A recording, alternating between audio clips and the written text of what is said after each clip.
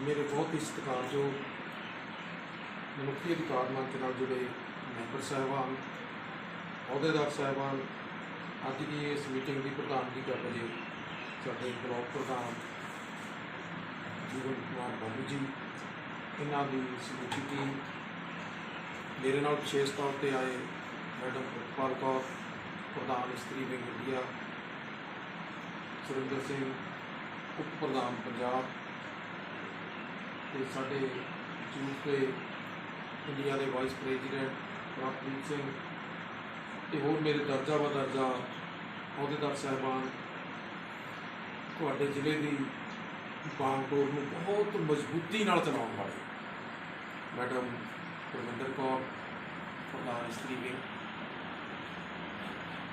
सब तो पहला मेरा ख्याल आप थोड़ा जिहा अपने आप को केंद्रित कर लिए, उस माता को याद कर लिए।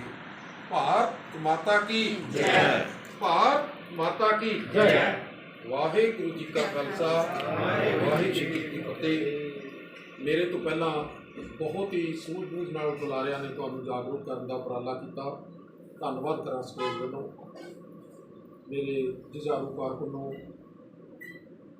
जिहड़ा मनुखी अधिकार मंच की अज आपां गल करन लई इकट्ठे होए हां, मनुखी अधिकारां की गल करन लई इकट्ठे होए हां, लोकां दे नाल हो रहे अत्याचार की गल करन वास्ते इकट्ठे होए हां, जां समाज के अंदर फैले रिश्वतखोरी वो जिहड़ियां अलामतां ने उन्हां नूं दूर करन लई आपां इकत्तर होए हां। इन्हां दे उत्ते चीज़ की किस दी लोड़ आ, सानूं किहड़ी चीज़ सानूं कहंदी आ कि तुसीं अगे हो के काम करो, वो आ साडी जागरूकता। जे साडे कोल जागरूकता है, असीं जागरूक होए होए हां, फिर सानूं पता लगदा है कि साडे गली दे अंदर, मुहल्ले दे अंदर, शहर दे अंदर, साडे जिले दे अंदर जिहड़ियां समाजिक रीतियां ने वो वध रहीआं ने, असीं इन्हां नूं किस तरीके नाल ठल्ल पा सकदे हां, वो तद ही सोचांगे जदों साडे अंदर जागरूकता है। मनुखी अधिकार मंच जिहड़ा हैगा ये जागरूकता फैला रहा है,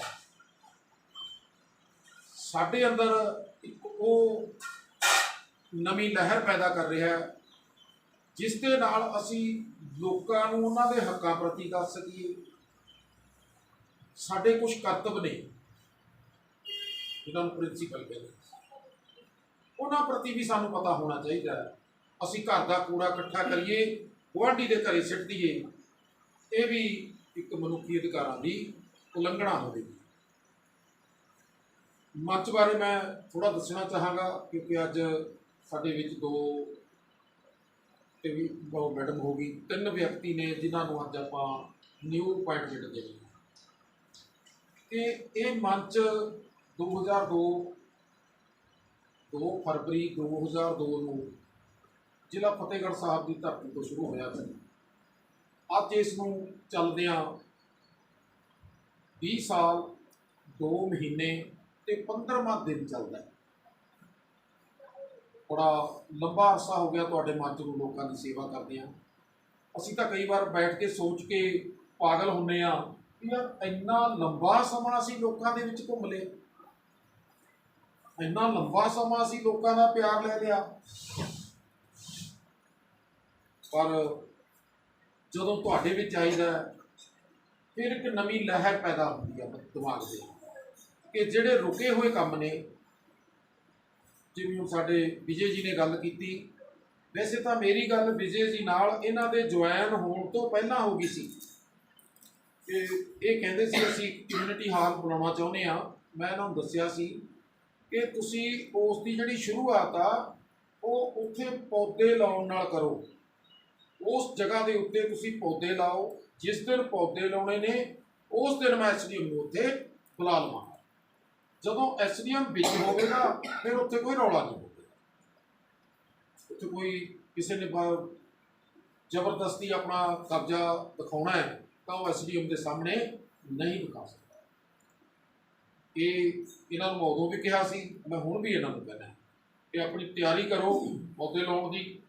मैं SDM नूं तुसीं तैयारी करो, SDM नूं मैं मिल के उन्हां तो समा लैके आपां दिन रख लवांगे, SDM के हत्थी लवावांगे। ਜਦੋਂ SDM ਲਾ ਕੇ ਆਏਗਾ ਫਿਰ ਉੱਥੇ ਕਿੰਤੂ ਪ੍ਰੰਤੂ ਮਿਲੇਗਾ। ਸਾਡੇ ਪ੍ਰਧਾਨ ਜੀ ਨੇ ਇੱਕ ਗੱਲ ਕਹੀ ਵੀ ਸਾਡੀ ਜਿਹੜੀ ਮੀਟਿੰਗ ਆ ਉਹ ਸਾਡੇ ਸਿਟੀ ਇੰਚਾਰਜ ਜਾਂ ਸਦਰ ਦਾ ਇੰਚਾਰਜ ਤੇ SDM ਨਾਲ ਕਰਵਾਈ ਜਾਵੇ। ਉਹ ਮੇਰੇ ਵੱਲੋਂ ਤੁਹਾਨੂੰ ਖੁੱਲ੍ਹੀ ਛੁੱਟੀ ਆ, ਤੁਸੀਂ ਕਦੇ ਵੀ ਸਮਾਂ ਰੱਖੋ, ਉਹਨਾਂ ਚੋਂ ਵੱਖ-ਵੱਖ ਨੂੰ ਮੈਂ ਬੁਲਾ ਕੇ ਤੁਹਾਡੇ ਨਾਲ ਮੀਟਿੰਗ ਜਿਹੜੀ ਹੈਗੀ ਆ ਉਹ ਫਿਕਸ ਕਰਵਾ ਦਾਂ, ਕਿਉਂਕਿ ਉਹ ਲੋਕ ਪਬਲਿਕ ਦੇ ਨੌਕਰ ਨਹੀਂ, ਅਸੀਂ ਉਹਨਾਂ ਦੇ ਨੌਕਰ ਨਹੀਂ। ਕੱਲ ਇੱਕ ਮੇਰੀ ਗੱਲ ਚੱਲਦੀ ਸੀ ਇੱਦਾਂ ਹੀ ਕਿ MLA MP ਜਿਹੜੇ ਬਿਨਾਂ ਦੱਸਣ ਤੋਂ ਉਹ ਸਕੂਲ 'ਚ ਜਾ ਵੜੇ, ਤੁਹਾਡੀ ਕਲੋਨੀ ਜਾ ਵੜੇ, ਉਹਨਾਂ ਕੋਲ ਇਹ ਅਧਿਕਾਰ ਨਹੀਂ ਹੁੰਦੇ। ਉਹਨਾਂ ਨੂੰ ਸੰਬੰਧਿਤ ਅਫਸਰ ਨੂੰ ਰਿਟਨ ਲਿਖ ਕੇ ਭੇਜਣਾ ਪੈਂਦਾ ਕਿ ਮੈਂ ਉਸ ਜਗ੍ਹਾ ਜਾਣਾ, ਉੱਥੇ ਆਓ। ਪਰ ਲੇਕਿਨ ਜਿਹੜੀ NGO ਆ, ਮੈਂ NGO ਦੀਆਂ ਤਾਕਤਾਂ ਵੀ ਤੁਹਾਡੇ ਨਾਲ ਅੱਗੇ ਗੱਲ ਕਰਦਾ, ਜਿਹੜੀ NGO ਆ ਇਹ ਬਿਲਕੁਲ ਖੁੱਲ੍ਹੀ ਆ। ਤੁਸੀਂ ਕਿਸੇ ਵੀ ਸਕੂਲ ਨੂੰ, ਕਿਸੇ ਹਸਪੀਟਲ ਨੂੰ, ਕਿਸੇ ਸਰਕਾਰੀ ਅਦਾਰੇ ਨੂੰ ਬਿਨਾਂ ਕਿਸੇ ਨੂੰ ਦੱਸੇ ਤੋਂ ਚੈੱਕ ਕਰ ਸਕਦੇ। ਤੁਹਾਡੇ ਕੋਲ ਪਾਵਰਾਂ ਉਹਨਾਂ ਕੋਲ ਨਹੀਂ, ਕਿਉਂਕਿ ਜਿਹੜਾ NGO ਆ, ਸੰਸਥਾਵਾਂ ਜਿਹੜੀਆਂ ਛੋਟੇ ਪੱਧਰ ਤੇ ਸੁਸਾਇਟੀਆਂ ਨੇ, ਉਹਨਾਂ ਦੀ ਗੱਲ ਤਾਂ ਮੈਂ ਨਾ ਕਰਾਂਗਾ, ਕਿਉਂਕਿ ਉਹਨਾਂ ਦਾ ਆਪਣਾ ਦਾਇਰਾ ਹੈ। ਕੋਈ ਮੁਹੱਲੇ ਦੀ ਬਣੀ ਹੋਈ ਆ, ਕੋਈ ਸ਼ਹਿਰ ਦੀ ਬਣੀ ਹੋਈ ਆ, ਕੋਈ ਡਿਸਟ੍ਰਿਕਟ ਦੀ ਆ, ਕੋਈ ਪੰਜਾਬ ਦੀ ਆ। ਪਰ ਲੇਕਿਨ ਤੁਸੀਂ ਇੱਕ ਨੈਸ਼ਨਲ ਪੱਧਰ ਤੇ ਰਜਿਸਟਰਡ ਆ, ਆਲ ਓਵਰ ਇੰਡੀਆ ਰਜਿਸਟਰਡ ਆ। ਜਿਹੜੀਆਂ ਤੁਹਾਡੀਆਂ NGO ਨੇ, ਇਹ NGO ਇੰਟਰਨੈਸ਼ਨਲ ਪੱਧਰ ਤੇ ਜੁੜ ਜਾਂਦੀਆਂ। ਤੁਸੀਂ NGO ਲਾ ਪੜ੍ਹੋ, ਉਹਦੇ ਵਿੱਚ ਤੁਹਾਨੂੰ ਸਾਰੇ ਤੁਹਾਡੇ ਸ਼ੰਕੇ ਨੇ ਜਿਹੜੇ ਉਹ ਕਲੀਅਰ ਹੋ ਜਾਣਗੇ। ਜਿਹੜੀ NGO ਆ ਇਹ ਆਪਣਾ ਰੁਤਬਾ ਰੱਖਦੀ ਆ ਕਿ ਜਿਹੜਾ ਸੰਸਾਰ ਨੂੰ ਚਲਾਉਣ ਵਾਲੀ ਚੀਜ਼ ਆ ਕੋਈ, ਉਹ ਇੱਕ NGO ਆ। ਉਹਨੂੰ ਅਸੀਂ ਕਹਿੰਦੇ ਆ UNO, ਯੂਨਾਈਟਿਡ ਨੇਸ਼ਨ ਆਰਗੇਨਾਈਜੇਸ਼ਨ। ਉਹਨੂੰ ਅਸੀਂ ਪੰਜਾਬੀ 'ਚ ਸੰਯੁਕਤ ਰਾਸ਼ਟਰ ਕਹਿ ਦਿੰਦੇ। ਅਗਰ ਸੰਯੁਕਤ ਰਾਸ਼ਟਰ ਚਾਹੁੰਦਾ ਹੈ, ਜਿਵੇਂ ਲੜਾਈਆਂ ਲੱਗਦੀਆਂ ਨੇ, ਜੇ ਸੰਯੁਕਤ ਰਾਸ਼ਟਰ ਚਾਹੁੰਦਾ ਤਾਂ ਲੜਾਈ ਲੜਨ ਲੱਗ ਸਕਦੀ ਆ, ਅਦਰਵਾਈਜ਼ ਲੜਾਈ ਨਹੀਂ ਹੋ ਸਕਦੀ। ਐਵੇਂ ਹੀ ਅਸੀਂ ਹੈਲਥ ਵੱਲ ਨੂੰ ਆਈਏ, ਉੱਥੇ ਵੀ ਸਾਡੀ ਜਿਹੜੀ ਸੁਰਮੋਰ ਆ, ਉਹ ਸੁਰਮੋਰ ਸਾਡੀ ਇੱਕ ਸੰਸਥਾ ਹੈ, ਉਹਦਾ ਨਾਮ ਹੈਗਾ WHO, ਵਰਲਡ ਹੈਲਥ ਆਰਗੇਨਾਈਜੇਸ਼ਨ। ਅਗਰ ਵਰਲਡ ਆਰਗੇਨਾਈਜੇਸ਼ਨ ਚਾਹੁੰਦੀ ਆ ਵੀ ਸਾਡੇ ਇਸ ਪੰਜਾਬ ਦੇ ਅੰਦਰ, ਭਾਰਤ ਦੇ ਅੰਦਰ, ਪਾਕਿਸਤਾਨ ਦੇ ਅੰਦਰ, ਕਿਸੇ ਪਾਸੇ ਵੀ ਆਲ ਓਵਰ ਵਰਲਡ, ਉਹ ਅੱਜ ਐਲਾਨ ਕਰ ਦਿੰਦੀ ਆ ਕਿ ਪੈਰਾਸੀਟਾਮੋਲ ਗੋਲੀ ਬੰਦ ਹੋ ਜਾਏਗੀ, ਅੱਜ ਰਾਤ ਨੂੰ 12 ਵਜੇ ਬੰਦ ਹੋ ਜਾਏਗੀ, ਤਾਂ ਰਾਤ ਨੂੰ ਸਾਨੂੰ ਬੰਦ ਕਰਨੀ ਪਵੇਗੀ ਬਿਨਾਂ ਕਿਸੇ ਕਿੰਤੂ ਪ੍ਰੰਤੂ। ਅਸੀਂ ਕਹਿ ਨਹੀਂ ਸਕਦੇ ਵੀ ਅਸੀਂ ਨਹੀਂ ਕਰਦੇ, ਨਹੀਂ, ਉਹ ਸਾਨੂੰ ਕਰਨੀ ਪਵੇਗੀ, ਕਿਉਂਕਿ ਜਿਹੜਾ ਟੋਟਲ ਹੈਲਥ ਦਾ ਕੰਮ ਆ ਉਹ ਇੱਕ NGO ਚਲਾ ਰਿਹਾ ਹੈ। ਐਵੇਂ ਹੀ ਤੁਸੀਂ ਆ, ਇੱਥੇ ਧਿਆਨ ਦੇਣ ਵਾਲੀ ਗੱਲ ਆ, ਜਿਹੜੀਆਂ ਸਮਾਜ ਦੇ ਅੰਦਰ ਸਮਾਜਿਕ ਕੁਰੀਤੀਆਂ ਵਧੀਆਂ ਨੇ, ਸਮਾਜਿਕ ਅਲਾਮਤਾਂ ਹੋਰ ਗੰਦੀਆਂ ਹੁੰਦੀਆਂ ਜਾ ਰਹੀਆਂ ਨੇ, ਉਹਦੇ ਲਈ ਤੁਸੀਂ ਸਰਕਾਰ ਤੋਂ ਵੱਧ ਕੰਮ ਕਰ ਸਕਦੇ ਆ। ਤੁਹਾਡੇ ਕੋਲ ਸਰਕਾਰ ਨਾਲੋਂ ਵੱਧ ਪਾਵਰਾਂ ਨੇ, ਪਰ ਉਹ ਪਾਵਰਾਂ ਨੂੰ ਵਰਤਣ ਦੇ ਲਈ ਸਾਨੂੰ ਚੀਜ਼ ਕਿਸ ਦੀ ਲੋੜ ਪੈਂਦੀ ਆ? ਜਾਗਰੂਕਤਾ ਦੀ। ਸਾਨੂੰ ਜਾਗਰੂਕ ਹੋਣਾ ਪਵੇਗਾ, ਇੱਕ ਮੈਚੂਲੇਸ਼ਨ 'ਚ ਆਉਣਾ ਪਵੇਗਾ, ਆਪਣੇ ਆਪ ਦਾ ਇੱਕ ਇਕੱਠ ਬਣਾਉਣਾ ਪਵੇਗਾ। ਜਦੋਂ ਅਸੀਂ ਇੱਕ ਇਕੱਠ ਬਣਾ ਕੇ ਕਿਸੇ ਵੀ ਕੰਮ ਨੂੰ ਕਰਦੇ ਹਾਂ ਤਾਂ ਉੱਥੇ ਤੁਹਾਨੂੰ ਕੋਈ ਰੋਕ ਟੋਕ ਨਹੀਂ ਹੁੰਦੀ, ਕੋਈ ਰੋਕ ਟੋਕ ਨਹੀਂ ਹੋ ਸਕਦੀ। ਇਸ ਕਰਕੇ ਆਪਾਂ ਟੋਟਲ ਲੋਕਾਂ ਨੂੰ ਜਾਗਰੂਕ ਕਰਨ ਲਈ, ਜਿਵੇਂ ਹੁਣ ਬਹੁਤ ਵਧੀਆ ਲੱਗਿਆ ਮੈਨੂੰ ਤੁਹਾਡਾ ਇਹ ਜਿਹੜਾ ਤੁਸੀਂ ਆ ਸਿਲਸਿਲਾ ਚਲਾਇਆ ਨਾ, ਬਹੁਤ ਵਧੀਆ ਹੈ ਕਿ ਅਸੀਂ ਪਹਿਲਾਂ ਸਾਡੇ ਪ੍ਰਧਾਨ ਜੀ ਦੇ ਘਰ ਮੀਟਿੰਗ ਕੀਤੀ, ਉਸ ਤੋਂ ਬਾਅਦ ਪਿਛਲੀ ਮੀਟਿੰਗ ਆਪਾਂ ਨੇ ਉਹ ਵੀ ਇਹਨਾਂ ਨੇ ਰਲ ਕੇ ਆਪਣੇ ਖੰਨਾ ਜੀ ਦੇ ਘਰ ਦੇ ਨਾਲ ਕੀਤੀ ਸੀ। ਤੇ ਅੱਜ ਦੀ ਜਿਹੜੀ ਮੀਟਿੰਗ ਸੀ ਉਹ ਸਾਡੇ ਦਰਸ਼ਨ ਸਿੰਘ ਜੀ ਨੇ ਮੰਗੀ ਹੋਈ ਸੀ ਕਿ ਮੈਨੂੰ 2 ਮੀਟਿੰਗ ਮੈਂ ਕਰਨੀ ਹੈ। ਇਵੇਂ ਹੀ ਆਪਾਂ ਇਸ ਮੀਟਿੰਗ ਨੂੰ ਅਲੱਗ-ਅਲੱਗ ਜਗ੍ਹਾ ਤੇ ਕਰੀਏ। ਜਿਵੇਂ ਹੁਣ ਸਾਡੇ ਭਾਈ ਸਾਹਿਬ ਬੈਠੇ ਨੇ, ਕੀ ਨਾਮ ਸੀ ਆਪਣਾ? ਪ੍ਰਤਾਪ ਸਿੰਘ ਹਿਮਾਚਲੀ। ਹੁਣ ਅਗਲੀ ਮੀਟਿੰਗ ਇਹਨਾਂ ਨੇ ਮੰਗ ਲਈ, ਇਹ ਨਹੀਂ ਪਤਾ ਹੁਣ ਇਹ ਪੱਕੇ ਤੌਰ ਤੇ ਮੰਗੀ ਆ ਖਾਸੀ ਚ ਕੀ ਹੈ, ਪੱਕੇ ਤੌਰ ਤੇ ਆ ਜਗ੍ਹਾ ਤੇ ਹਾਂ ਦੇਖ ਲਓ। ਹੁਣ ਇਵੇਂ ਹੀ ਅਸੀਂ ਮਤਲਬ ਅਲੱਗ-ਅਲੱਗ ਦੂਜੀਆਂ, ਮਤਲਬ ਇਹ ਜ਼ਰੂਰੀ ਨਹੀਂ ਕਿ ਅਸੀਂ ਗੁਰੂ ਨਾਨਕ ਕਲੋਨੀ ਦੇ ਅੰਦਰ ਹੀ ਰਹਿਣਾ, ਨਹੀਂ, ਅਸੀਂ ਦੂਜੀਆਂ ਕਲੋਨੀਆਂ 'ਚ ਵੀ ਵੜਨਾ। ਉਹਨਾਂ ਦੇ ਵਿੱਚ ਆਪਾਂ ਖੁੱਲ੍ਹੇ ਤੌਰ ਤੇ ਮੀਟਿੰਗ ਰੱਖੀਏ। ਜਦੋਂ ਮੀਟਿੰਗ ਰੱਖਣੀ ਆ ਉਹਦੇ 'ਚ ਕੋਸ਼ਿਸ਼ ਕਰੋ ਕਿ ਜਿੰਨੇ ਕੁ ਆਪਾਂ ਨੂੰ ਜਾਣਦੇ ਨੇ 1 2 4 ਲੋਕ, ਉਹਨਾਂ ਨੂੰ ਵਿੱਚ ਲੈ ਕੇ ਆਓ, ਤਾਂ ਕਿ ਉਹਨਾਂ ਦੇ ਨਾਲ ਵੀ ਆਪਾਂ ਆਪਣੀ ਜਿਹੜੀ ਵਾਰਤਾ ਉਹ ਸਾਂਝੀ ਕਰੀਏ। ਸਮਾਜ ਨੂੰ ਵਧੀਆ ਬਣਾਉਣ ਲਈ ਚੰਗੇ ਲੋਕਾਂ ਦੀ ਲੋੜ ਆ। ਉਹ ਚੰਗੇ ਲੋਕ ਕਿੱਥੋਂ ਲੱਭਣੇ ਨੇ? ਪਬਲਿਕ ਦੇ ਅੰਦਰੋਂ। ਪਬਲਿਕ ਨੂੰ ਕਦੋਂ ਦੱਸੋਗੇ? ਜਦੋਂ ਤੁਸੀਂ ਉਹਨਾਂ ਨੂੰ ਰਲ ਮਿਲ ਕੇ ਬਿਠਾਵੋਗੇ। ਜਦੋਂ ਬੈਠ ਗਏ ਫਿਰ ਉਹਨਾਂ ਦੇ ਮਨ ਦੇ ਵਿੱਚ ਆਵੇਗਾ ਵੀ ਸਾਡੇ ਅੰਗਰੇਜ਼ ਸਿੰਘ ਜੀ ਕਰ ਰਹੇ ਨੇ, ਮੈਂ ਕਿਉਂ ਨਹੀਂ ਕਰ ਸਕਦਾ? ਸਾਡੇ ਦੁਲਾਰੀਆ ਜੀ ਕਰ ਰਹੇ ਨੇ ਤਾਂ ਮੈਂ ਕਿਉਂ ਨਹੀਂ ਕਰ ਰਿਹਾ? ਸਾਡੇ ਅਨਿਲ ਜੀ ਨੇ ਇਹ ਅੱਗੇ ਹੋ ਕੇ ਜਿਵੇਂ ਅੱਜ ਆਏ ਨੇ ਤਾਂ ਉਹ ਵੀ ਸੋਚਦੇ ਨੇ, ਕਹਿੰਦੇ ਯਾਰ ਜੇ ਇਹ ਵਿੱਚ ਰਲ ਸਕਦੇ ਨੇ ਸਾਨੂੰ ਕੀ ਹੋਇਆ, ਅਸੀਂ ਕਿਉਂ ਨਹੀਂ ਸਮਾਜ ਦੀ ਸੇਵਾ ਕਰ ਸਕਦੇ? ਫਿਰ ਉਹ ਸਮਾਜ ਦੀ ਸੇਵਾ ਕਰਨ ਲਈ ਆਟੋਮੈਟਿਕਲੀ ਤਤਪਰ ਹੋ ਜਾਂਦੇ ਨੇ। ਮਨੁੱਖੀ ਅਧਿਕਾਰ ਮੰਚ ਬਹੁਤ ਵਿਸ਼ਾਲ ਬਣਾਇਆ ਹੋਇਆ, ਤੁਸੀਂ, ਮੈਂ ਨਹੀਂ ਬਣਾਇਆ ਹੋਇਆ, ਤੁਸੀਂ ਬਣਾਇਆ ਹੋਇਆ। ਇਹ ਉਹ ਸੰਸਥਾ ਹੈ ਜਿਹੜੀ ਅੱਜ 24 ਸਟੇਟਾਂ ਦੇ ਵਿੱਚ ਰਨ ਕਰਦੀ ਹੈ। ਅੱਜ 24 ਸਟੇਟਾਂ ਨੇ ਤੁਹਾਡੀਆਂ ਜਿਹੜੀਆਂ ਹਿਊਮਨ ਰਾਈਟਸ ਮੰਚ ਦੇ ਥੱਲੇ ਚੱਲ ਰਹੀਆਂ।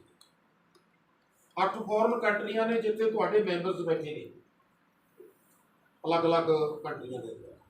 ਪਰ ਇਹਦੇ ਅੰਦਰ ਇੱਕ ਵਿਲੱਖਣਤਾ ਰੱਖੀ ਹੋਈ ਆ ਕਿ ਮਨੁੱਖੀ ਅਧਿਕਾਰ ਮੰਚ ਨਾ ਤਾਂ ਸੈਂਟਰ ਗੌਰਮੈਂਟ ਤੋਂ, ਨਾ ਕਿਸੇ ਸਟੇਟ ਗੌਰਮੈਂਟ ਤੋਂ, ਨਾ ਹੀ ਕਿਸੇ ਰਾਜਨੀਤਿਕ ਪਾਰਟੀ ਤੋਂ ਅਸੀਂ ਫੰਡ ਨਹੀਂ ਲੈਂਦੇ। ਅਸੀਂ ਉਹਨਾਂ ਤੋਂ ਕਦੇ ਫੰਡ ਨਹੀਂ ਲੈਂਦੇ, ਉਹ ਦੇਣ ਤਾਂ ਵੀ ਨਹੀਂ ਲੈਂਦੇ। ਕਿਉਂ? ਉਹਦਾ ਕਾਰਨ ਕੀ ਆ ਕਿ ਅੱਜ ਅਸੀਂ ਸਮਾਜ ਦੀ ਬੋਲੀ ਬੋਲਦੇ ਹਾਂ, ਅੱਜ ਅਸੀਂ ਲੋਕਾਂ ਦੇ ਨੁਮਾਇੰਦੇ ਕਹਾ ਰਹੇ ਹਾਂ। ਪਰ ਜੇ ਅਸੀਂ ਉਹਨਾਂ ਤੋਂ ਫੰਡ ਲੈ ਲਿਆ ਫਿਰ ਸਾਨੂੰ ਉਹਨਾਂ ਦੀ ਬੋਲੀ ਬੋਲਣੀ ਪਵੇਗੀ। ਉਹ ਲੋਕ ਕੌਣ ਨੇ ਜਿਹੜੇ ਸਾਨੂੰ ਸਮਾਜਿਕ ਕੁਰੀਤੀਆਂ ਖੜੀਆਂ ਕਰਕੇ ਸਾਡੀ ਝੋਲੀ 'ਚ ਪਾ ਦਿੰਦੇ? ਜੇ ਆਪਾਂ ਕਹੀਏ ਕਿ ਤੁਸੀਂ ਆਪਾਂ ਲੋਕ ਉਹ ਸਮਾਜਿਕ ਕੁਰੀਤੀਆਂ ਨੂੰ ਲੈ ਕੇ ਆਉਣੇ, ਨਹੀਂ ਲੈ ਕੇ ਆ ਰਹੇ। ਇਹ ਉਹਨਾਂ ਰਾਜਨੀਤਿਕ ਲੋਕਾਂ ਦੀਆਂ ਦਿੱਤੀਆਂ ਹੋਈਆਂ ਕੁਰੀਤੀਆਂ ਨੇ ਸਾਨੂੰ। ਅੱਜ ਜੇ ਰਿਸ਼ਵਤਖੋਰੀ ਦੀ ਗੱਲ ਕਰਦੇ ਆ, ਜੇ ਉਹ ਸ਼ੁਰੂ ਤੋਂ ਚਾਹੁੰਦੇ ਕਿ ਸਾਡੇ ਦੇਸ਼ ਦੇ ਅੰਦਰ ਰਿਸ਼ਵਤਖੋਰੀ ਆਉਣੀ ਨਹੀਂ ਚਾਹੀਦੀ, ਨਹੀਂ ਆ ਸਕਦੀ ਸੀ। ਉਹਨਾਂ ਲੋਕਾਂ ਨੇ ਆਪਣੇ ਆਪ ਨੂੰ ਵੱਡਾ ਕਰਨ ਦੇ ਲਈ ਇਹ ਰਿਸ਼ਵਤਖੋਰੀ ਵਰਗੀਆਂ ਚੀਜ਼ਾਂ, ਇਹ ਅਲਾਮਤਾਂ ਨੇ ਜਿਹੜੀਆਂ ਸਾਡੇ ਵਿੱਚ ਲੈ ਕੇ ਆਉਂਦੀਆਂ। ਅਗਰ ਇਹ ਕੁਝ ਨਾ ਹੁੰਦਾ ਫਿਰ ਸਾਨੂੰ ਅੱਜ ਮਨੁੱਖੀ ਅਧਿਕਾਰ ਮੰਚ ਬਣਾ ਕੇ ਅੱਜ ਮੀਟਿੰਗ ਕਰਨ ਦੀ ਵੀ ਲੋੜ ਨਾ ਪੈਂਦੀ। ਉਹ ਜਿਹੜੀਆਂ ਉਹਨਾਂ ਨੇ ਸਾਡੇ ਨਾਲ ਵਧੀਕੀਆਂ ਕੀਤੀਆਂ, ਬੇਗੁਨਾਹੀਆਂ ਕੀਤੀਆਂ, ਉਹਨਾਂ ਨੂੰ ਠੱਲ ਪਾਉਣ ਦੇ ਲਈ ਤੁਸੀਂ ਲੋਕ ਇਕੱਠੇ ਹੋਏ ਆ। ਜੇ ਆਪਾਂ ਇਕੱਠੇ ਹੋਏ ਆ ਫਿਰ ਇਕੱਠੇ ਹੋ ਕੇ ਆਪਾਂ ਖਾਲੀ ਗੱਲਾਂ ਤੱਕ ਸੀਮਤ ਨਾ ਰਹੀਏ, ਅਸੀਂ ਕੁਝ ਕਰਨ ਲਈ ਵੀ ਤੁਰੀਏ, ਅੱਗੇ ਵਧੀਏ, ਕੁਝ ਕਰੀਏ, ਤਾਂ ਕਿ ਉਹ ਲੋਕ ਤੁਹਾਨੂੰ ਯਾਦ ਕਰਨ ਕਿ ਪ੍ਰਧਾਨ ਜੀ ਜੀਵਨ ਬਾਲੂ ਜੀ ਦੇ ਹੁੰਦਿਆਂ ਅਸੀਂ ਆਹ ਕੁਝ ਕੀਤਾ ਸੀ। ਇੱਥੇ ਵੀ ਮੈਂ ਪ੍ਰਧਾਨ ਜੀ ਨੂੰ ਕਹਿ ਕੇ ਜਾਵਾਂਗਾ ਕਿ ਜਿੱਥੇ ਜਿੱਥੇ ਕਿਤੇ ਜਗ੍ਹਾ ਤੁਹਾਨੂੰ ਮਿਲਦੀ ਆ ਟੋਏ ਕੱਢੋ, ਤੁਹਾਨੂੰ ਬੂਟੇ ਮੈਂ ਦੇਵਾਂਗਾ, ਜਿੰਨੇ ਚਾਹੀਦੇ ਨੇ ਉਨੇ ਦੇਵਾਂਗਾ। ਆਪਾਂ ਬੂਟੇ ਲਾਈਏ ਕਿਉਂਕਿ ਆਕਸੀਜਨ ਦੀ ਜਿਹੜੀ ਹੈਗੀ ਆ ਉਹਦੀ ਲੋੜ ਆ ਸਾਨੂੰ ਵਧਾਉਣ ਦੀ। ਬੂਟੇ ਲਗਾਓ, ਉਹਦੇ ਨਾਲ ਜਿਹੜੇ ਤੁਹਾਡੀ ਸੁਸਾਇਟੀ ਦੇ ਬੰਦੇ ਨੇ ਜਾਂ ਕਿਸੇ ਹੋਰ ਸੁਸਾਇਟੀ ਦੇ ਨੇ, ਸਮਾਜ ਸਾਡਾ ਮੇਰ ਤੇਰ ਮਨੁੱਖੀ ਅਧਿਕਾਰ ਮੰਚ ਦੇ ਅੰਦਰ ਨਹੀਂ ਹੈਗੀ। ਇਹ ਸਮੂਹ ਧਰਮਾਂ ਦਾ ਹੈ, ਸਮੂਹ ਹੀ ਕੁਨਬਿਆਂ ਦਾ, ਸਮੂਹ ਹੀ ਜਾਤਾਂ ਦੇ। ਅਸੀਂ ਸਾਰੀਆਂ ਚੀਜ਼ਾਂ ਦਾ ਖੰਡਨ ਕਰਕੇ ਇਸ ਨੂੰ ਇਨਸਾਨੀਅਤ ਦਾ ਨਾਂ ਲੈ ਕੇ ਚਲਾ ਰਹੇ ਹਾਂ ਕਿ ਇਹ ਇਨਸਾਨੀਅਤ ਕਰ ਰਿਹਾ। ਸਾਡਾ ਕਿਸੇ ਵੀ ਧਰਮ ਨਾਲ, ਕਿਸੇ ਜਾਤ ਨਾਲ ਕੋਈ ਸੰਬੰਧ ਨਹੀਂ ਹੈ। ਸਾਡੇ ਲਈ ਸਾਡੇ ਇਨਸਾਨ ਨੇ, ਜਿਹੜੇ ਇਨਸਾਨਾਂ ਨੂੰ ਅਸੀਂ ਨਾਲ ਲੈ ਕੇ ਤੁਰਦੇ ਹਾਂ। ਮੈਂ ਸਾਰਿਆਂ ਨੂੰ ਇਹ ਬੇਨਤੀ ਕਰਾਂਗਾ ਕਿ ਜਿਹੜੇ ਧਰਮ ਨੇ ਉਹ ਸਾਰੇ ਪਿਆਰੇ ਨੇ, ਸਾਰਿਆਂ ਦਾ ਸਤਿਕਾਰ ਕਰੋ। ਜਿਹੜੀਆਂ ਜਾਤਾਂ ਨੇ ਇਹ ਅਸੀਂ ਬਣਾਈਆਂ ਨੇ, ਉਸ ਪਰਮਾਤਮਾ ਨੇ ਨਹੀਂ ਬਣਾਈਆਂ। ਅਸੀਂ ਉਹਨਾਂ ਜਾਤਾਂ ਦਾ ਖੰਡਨ ਕਰੀਏ, ਖੰਡਨ ਕਰਕੇ ਇਨਸਾਨੀਅਤ ਨੂੰ ਪਿਆਰ ਕਰੀਏ। ਮੈਂ ਲੰਬਾ ਕੁਝ ਨਾ ਕਹਾਂ। ਜਿਨ੍ਹਾਂ ਨੂੰ ਅੱਜ ਆਪਾਂ ਮੈਡਮ ਬਲਵੰਤ ਕੌਰ ਜੀ, ਜਿਨ੍ਹਾਂ ਨੂੰ ਅਸੀਂ vice chairperson woman cell block Kharar ਲਗਾਇਆ, ਅੱਜ ਇਹਨਾਂ ਨੂੰ ਆਪਾਂ ਕਾਰ ਦੇ ਕੇ ਖੁਸ਼ੀ ਪ੍ਰਾਪਤ ਕਰਾਂਗੇ। ਸਾਡੇ ਅਨਿਲ ਕੁਮਾਰ ਜੀ, ਜਿਨ੍ਹਾਂ ਨੂੰ ਵਾਈਸ ਪ੍ਰੈਜ਼ੀਡੈਂਟ ਬਲਾਕ ਖਰੜ ਲਗਾਇਆ ਗਿਆ, ਤੇ ਸਾਡੇ ਦੀਪ ਸ਼ਰਮਾ ਜੀ, ਉਹਨਾਂ ਨੂੰ ਅੱਜ ਆਪਾਂ vice chairman advisory committee block Kharar ਲਗਾ ਕੇ ਆਪਾਂ ਖੁਸ਼ੀ ਲਵਾਂਗੇ। ਤੇ ਇਹਦੇ ਨਾਲ ਹੀ ਮੈਂ ਕਹਾਂ, ਹਰ ਸਟੇਜ ਦੇ ਉੱਤੇ ਕਹਿਣਾ, ਤੁਸੀਂ ਵੀ ਕਹਿਣਾ ਸ਼ੁਰੂ ਕਰੋ ਕਿ ਮਨੁੱਖੀ ਅਧਿਕਾਰ ਮੰਚ ਗੈਰ ਰਾਜਨੀਤਿਕ ਸੰਸਥਾ ਹੈ। ਇਹਦਾ ਕਿਸੇ ਵੀ ਰਾਜਨੀਤੀ ਨਾਲ ਜਾਂ ਧਰਮ ਨਾਲ ਕੋਈ ਸੰਬੰਧ ਨਹੀਂ। ਅਸੀਂ ਰਾਜ ਨਹੀਂ ਕਰਨਾ, ਅਸੀਂ ਵੋਟ ਨਹੀਂ ਲੈਣੀ, ਸਾਨੂੰ ਕੁਰਸੀ ਨਹੀਂ ਚਾਹੀਦੀ। ਪਰ ਉੱਥੇ ਸਾਡੀ ਸ਼ਰਤ ਆ ਕਿ ਸਾਨੂੰ ਚਾਹੀਦਾ ਕੀ ਆ? ਸਾਨੂੰ ਚਾਹੀਦਾ ਇੱਕ ਸਾਫ਼ ਸੁਥਰਾ ਸਮਾਜ। ਉਹ ਸਮਾਜ ਜਿਸ ਸਮਾਜ ਦੇ ਅੰਦਰ ਸਮਾਜਿਕ ਕੁਰੀਤੀ ਦਾ ਨਾਂ ਨਾ ਹੋਵੇ, ਉਹ ਸਮਾਜ ਜਿਸ ਸਮਾਜ ਦੇ ਅੰਦਰ ਅਨਪੜ੍ਹਤਾ ਦਾ ਨਾਂ ਨਾ ਹੋਵੇ, ਉਹ ਸਮਾਜ ਜਿਸ ਦੇ ਅੰਦਰ ਰਿਸ਼ਵਤਖੋਰੀ ਵਰਗੀਆਂ ਅਲਾਮਤਾਂ ਦਾ ਨਾਂ ਨਾ ਹੋਵੇ। ਪਰ ਇਹ ਸਾਰਾ ਕੁਝ ਕਦੋਂ ਬਣ ਸਕਦਾ ਹੈ? ਜਦੋਂ ਸਾਡੇ ਅੰਦਰ ਜਾਗਰੂਕਤਾ ਪੈਦਾ ਹੋਵੇ।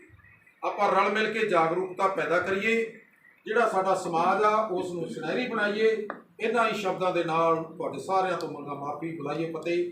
ਵਾਹਿਗੁਰੂ ਜੀ ਕਾ ਖਾਲਸਾ, ਵਾਹਿਗੁਰੂ।